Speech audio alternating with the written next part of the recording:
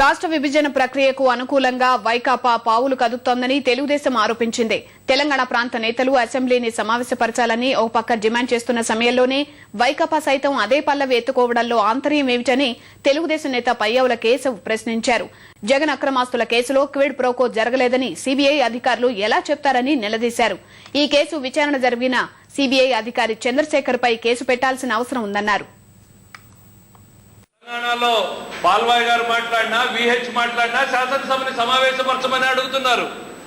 ఇవాళ జగన్మోహన్ రెడ్డి గారు కూడా అదే కోరుతున్నారు. అంటే విభజన ప్రక్రియని మరింత వేగవంతం చేసే దిశగానే వైఎస్ఆర్ కాంగ్రెస్ పార్టీ అడుగులు ఆలోచనలు ఉన్నాయి తప్ప ఈ రాష్ట్రాన్ని సమైక్యంగా ఉంచడానికి ఏ రకమైనటువంటి ఆలోచనలు కానీ పరిష్కారాన్ని కానీ సూచించడం లేదు.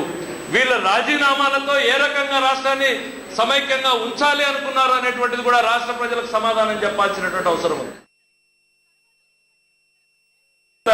అసలు చంద్రశేఖర్ మీద